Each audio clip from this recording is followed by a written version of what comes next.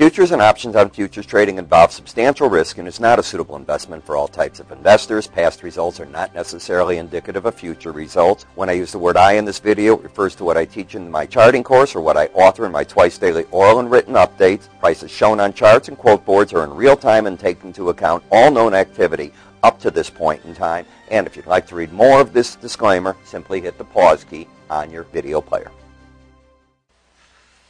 Well, good day, everyone. I'm Rapstein, and here we are. And this is Wednesday, the 18th of January, 2012. The time right now getting on to 2:50 in the afternoon. Okay, a great day for the stock market traders. It's the risk-on trade. What I mean by that, people are taking on risk. They're buying stocks. They're selling out of the fixed income instruments right now. I don't know that that means too much yet, but it's certainly something you've got to watch. You've got the silver and the copper strong as can be, and the dollars, the break in the dollar is helping the gold market up today by $4. You can see you're down 66 points in the gold, 66 cents if you will on the index, and you've got the euro currency up rather smartly, 127 points, pushing the 128.50 zone again. So let's take a look at the gold, and this week we'll finish with gold, and I'm probably going to start focusing on copper, platinum, some of those other markets a little more. As you can see, you've been climbing since the very end of December, and you've climbed now about $130, $140 an ounce. You're continuing it there, and you can see where the swing line comes in. You've got a pattern here that's very clear. You've got higher highs, you've got higher lows. That's bullish.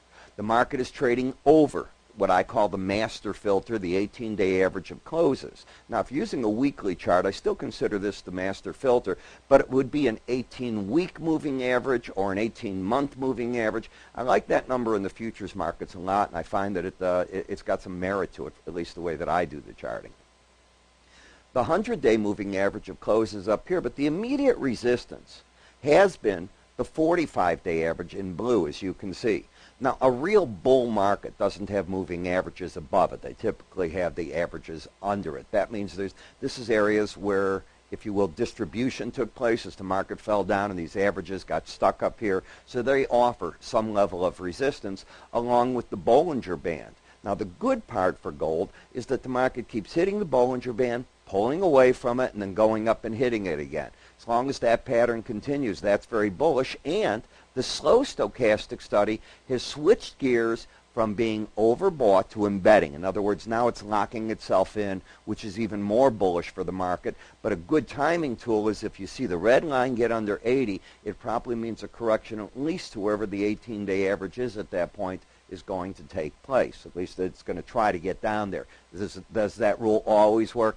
Nothing in life always works, and I know you know that, but I like to say that.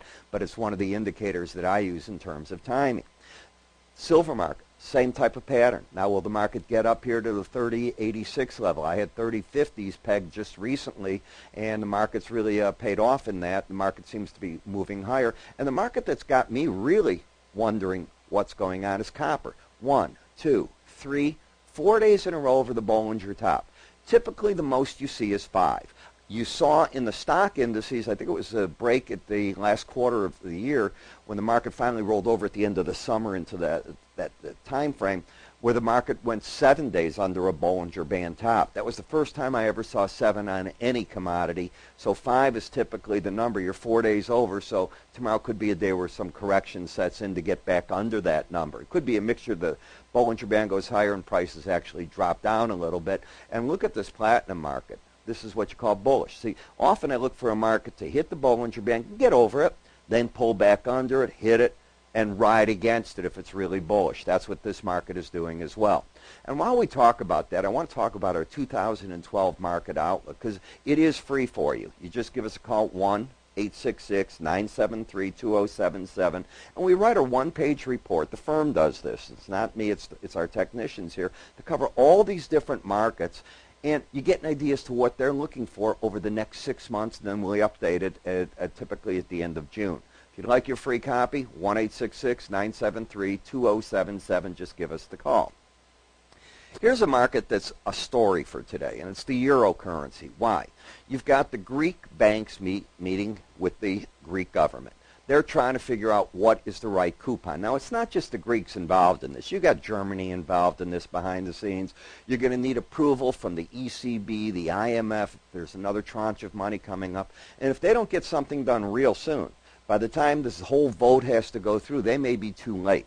So time is working now against everybody, and everybody's postured themselves. You saw it last week when these talks broke down.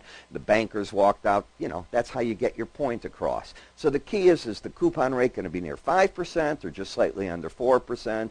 That's the zones that people are talking about. We'll see where that all comes in. But the market likes the fact that everybody's talking again, and that's why you're up a little bit right here.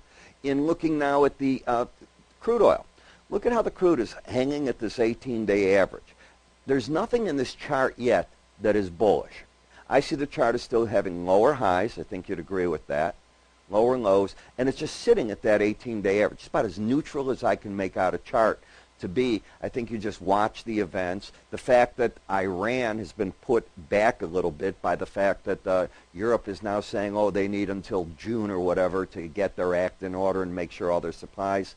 Come on, they're trying behind the scenes to get Iran to come to the table.